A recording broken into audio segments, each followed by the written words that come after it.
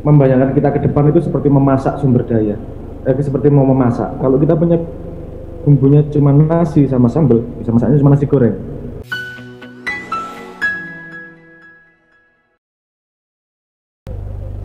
Baik, assalamualaikum warahmatullahi wabarakatuh. Selamat siang untuk semua audiens, untuk semua pemirsa, viewers, dan pastinya para calon Satria Erlangga yang saat ini tentunya mulai dari tadi mungkin ya sudah mengikuti ngobrol bareng rektor, kemudian juga mengakses website dari eduexpo.uner.ac.id.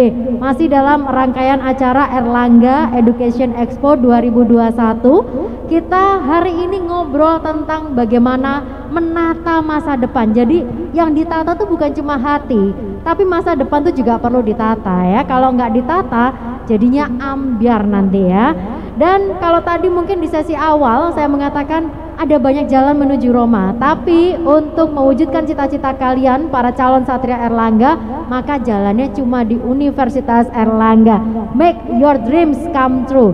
Oke, saya kedatangan guest star sebelum saya menyapa yang ada di Yogyakarta. Ini khusus untuk bisa ngobrol bareng dengan calon Satria Erlangga. Di samping saya ini sudah ada pemilik dari masa lalu. Ada Pak Suko Widodo.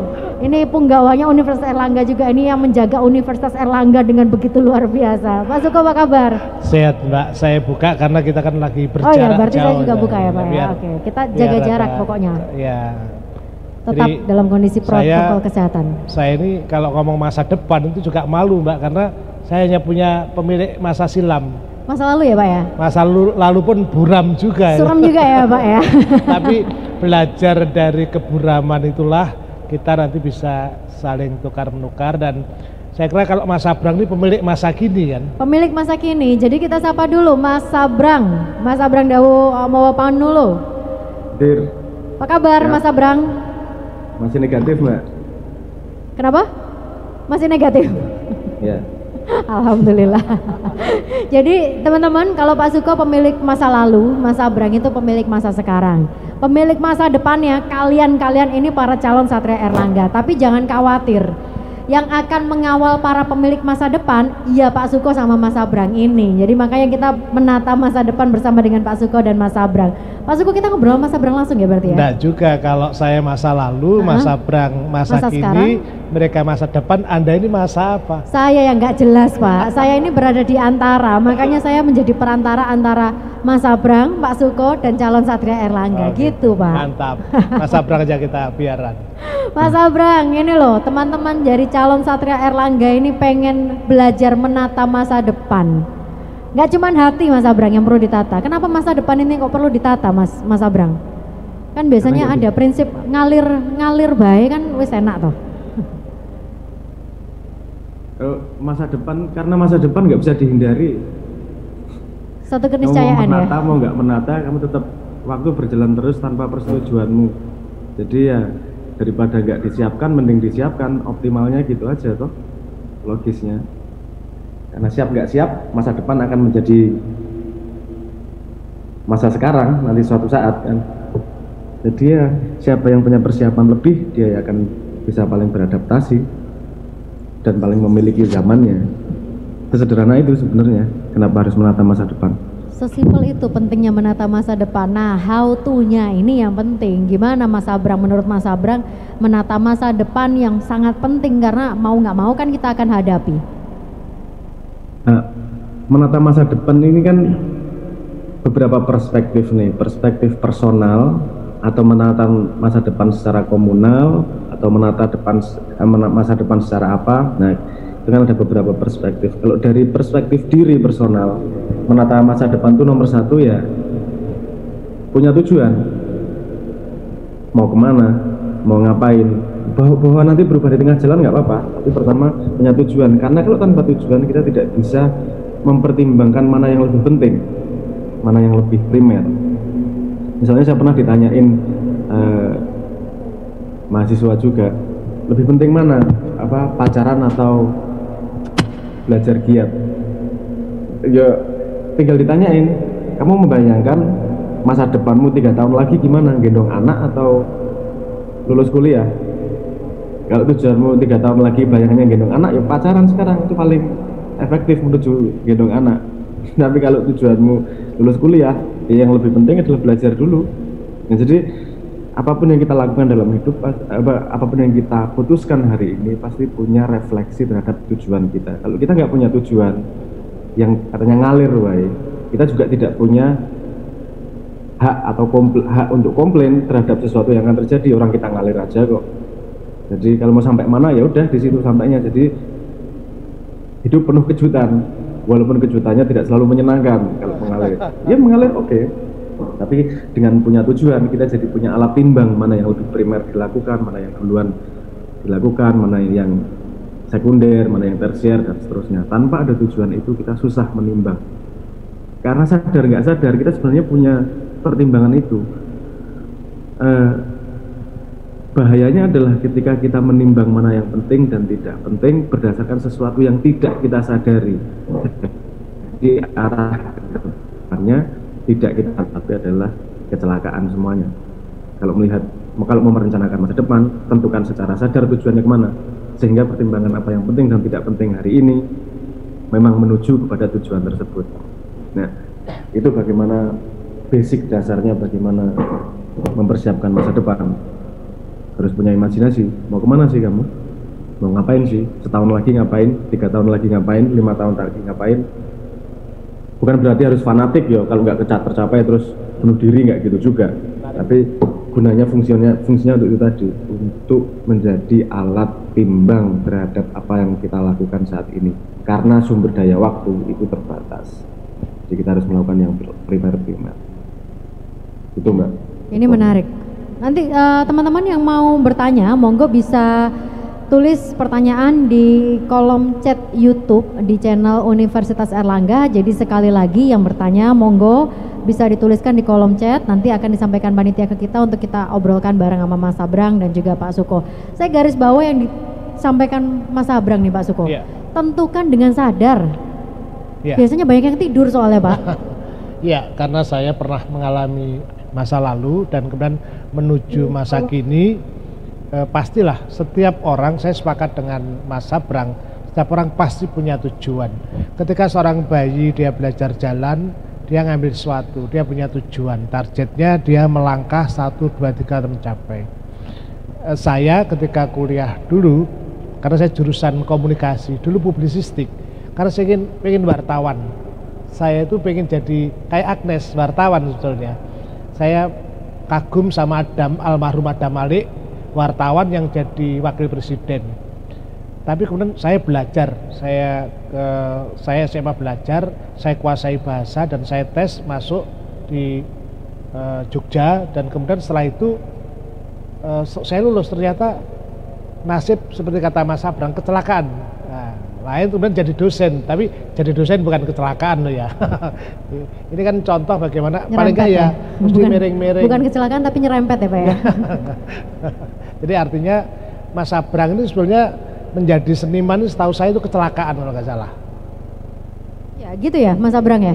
Oh dia sekolahnya di Kanada, dia belajar fisika, matematika, dia itu ilmuwan. Itu persoalannya kan salah stigma orang gitu. Dan salahnya Sabrang jadi dosen kok gondrong kan enggak boleh. Jadi tadi saya sepakat bahwa semua harus ada rencana ya. Jadi kalau semua direncanakan maka semua akan jadi lebih mudah gitu ya. Dan mudah. Nah proses itu saya ada kalimat begini, orang itu atau seseorang itu kadang-kadang terlalu mencintai dirinya tapi tidak setia dengan dirinya. Dia mengidolakan, aku pengen jadi artis, nah, tapi orang tahu sinau latihan gitar ya bagaimana jadi gitaris yang bagus gitu loh. Aku pengen jadi orang kaya, tapi tidak pernah belajar berhemat. Nah proses-proses ini yang harus ditata saya kira, dan seperti orkestra musiknya Leto itu kan mesti ada perencanaan. Tapi syukur nanti beliau mau nyanyi mungkin ya. Haruslah. Ya. Nggak cuma ngomong lah di sini, harus nyanyi Mas Abrang. Meskipun besok juga akan live, tapi kan ini nyicil kan menarik. Hari ini cek sound. Hari ini tapi cek sound ya. Khusus mungkin bagi anak-anakku calon pemilik masa depan, maka Anda harus menentukan. Nah di dalam menentukan itu perencanaannya pasti melibatkan orang tua, dan orang tua juga tidak boleh terlalu memaksakan kehendaknya, tapi anak muda juga jangan memaksakan kehendaknya. Jadi ada kompromi, itulah cara menata. Itu cara menata masa depan. Mas Abrang, boleh dong cerita ini masalah kecelakaan. Mas Abrang dulu menata apa ngalir atau gimana? Mungkin ini juga buat Jangan-jangan dibiarkan sama Cak Don dulu. monggo Mas Abrang, ini buat sharing buat teman-teman semuanya. Gini, Anda coba tanyain anak SD cita-citanya, biasanya jelas, aku mau jadi pilot, mau jadi dokter, dan seterusnya. Ketika SMP, SMA mulai mikir, apa ya, mulai kuliah mulai nggak jelas lagi cita-citanya. Itu bukan berarti bahwa dia tidak istiqomah, tapi karena bumbunya semakin banyak, dia alternatif mimpinya bisa semakin banyak juga. Posisinya kan seperti itu. Jadi membayangkan kita ke depan itu seperti memasak sumber daya, seperti mau memasak. Kalau kita punya bumbunya cuma nasi sama sambal, bisa masaknya cuma nasi goreng. Tapi kalau kemudian kita ada ayam, terus ada dele, ada bahan yang lain, kita mulai mikir nih, banyak nih yang bisa dimasak sebenarnya. Nah, itu yang disebut sebagai proses persiapan. Persiapan adalah mengumpulkan sebanyak mungkin bumbu yang bisa kita olah. Nah, terus kemudian ada kesempatan. Ketika kesempatannya datang, tergantung persiapannya itu tadi, kita bisa merespon atau tidak. Nah, kalau ngomong musik ini tadi, saya suka musik, teman-teman sekumpulan juga suka musik, dan kita serius juga mempelajari musik. Ketika ada kesempatan untuk bermusik, kemudian jadi bermusik, bukan berarti kemudian meninggalkan fisika dan matematika, karena paradigmanya yang kita dibangun sejak kecil adalah kita tuh spesialis. Nah, musisi rasa sing liya, kalau kamu saintis nggak ada yang lain. Padahal itu dunia yang ya valid sih, tapi keadaan modern ini membutuhkan lebih posisi generalis. Kamu siap pada semua hal dan bisa merespon keadaan, walaupun pada satu sisi kalau orang sama spesialis juga nggak masalah. Jadi kalau ngomong apakah bermusik itu kecelakaan, kesempatannya kecelakaan, semua kesempatan adalah kecelakaan, tapi tidak ada kesempatan yang bisa direspon kalau kita tidak persiapan. Ada kesempatan jadi musisi, kamu nggak bisa main musik, itu juga nggak akan jadi apa-apa. Ada kesempatan jadi pemain sepak bola, tapi kamu nggak bisa main sepak bola, ya nggak akan jadi apa-apa. Nah gitu, jadi kan persiapan dan kesempatan itu penting. Dan universitas sebagai salah satu dalam peradaban modern ini, sebagai salah satu pusat ilmu, itu seharusnya bisa memberi bumbu terbanyak untuk manusia. Jadi bisa belajar sebanyak mungkin di sebuah tempat, itu memang tempatnya di universitas. Nah, tadi yang dikatakan Pak Suko juga menarik, bagaimana bahwa orang tua tidak boleh memaksakan pada anak. Itu saya sangat setuju, karena memang dunianya berbeda. Orang tua yang berhasil adalah orang yang bagaimana yang bisa membuat anaknya melakukan sesuatu yang orang tuanya sendiri nggak bisa membayangkan. Itu terjadi pertumbuhan, perkembangan. Kalau orang tuanya kemudian memagari anaknya sesuai imajinasi orang tuanya, anaknya pasti ketinggalan zaman karena dia tidak bisa merespon keadaan. Orang tua harus siap bahwa zaman itu berubah, anaknya bisa lebih luas pandangannya, anaknya bisa lebih pinter pengetahuannya, bisa lebih membayangkan hal-hal yang orang tua nggak bisa membayangkan.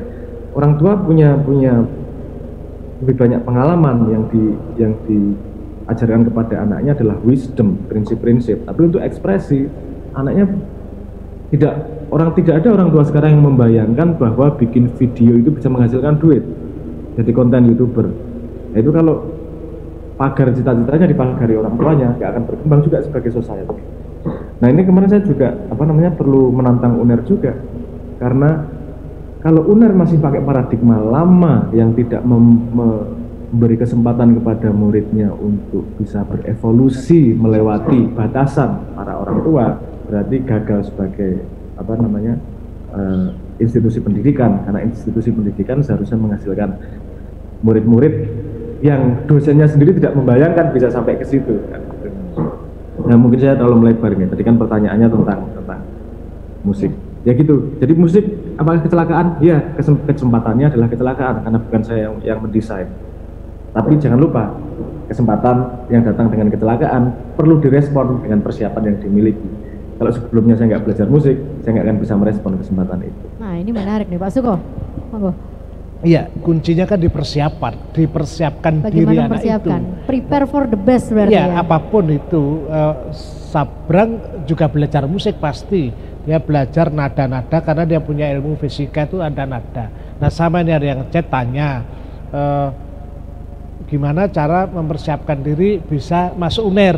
Ini kan ada yang masuk karena tadi masuk Mas Sabrang saya respon aja. UNER juga harus berubah. Oh, UNER sangat berubah. Sudah berubah. Sangat berubah. Karena apalagi pandemi ini, misalnya di tempat kami yang ngelola siaran ada anak-anak muda seperti Afifah, Alif, Andri, Aal, semua A kecuali N, Nindita. Saya juga Agnes juga. Jadi namanya A kebetulan saya didampingi oleh AA. Nah, ini oleh Pak Rektor ini dikasih lembaga di mana ada prinsip sekarang adalah kolaborasi. Jadi kami ngajak mahasiswa untuk bekerja bersama.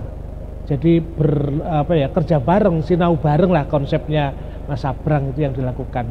Karena gini, beberapa orang profesor ya ketemu saya itu juga mengeluhkan ternyata kurikulum yang pernah dibuatnya itu juga ketika diberikan itu berbeda kondisinya.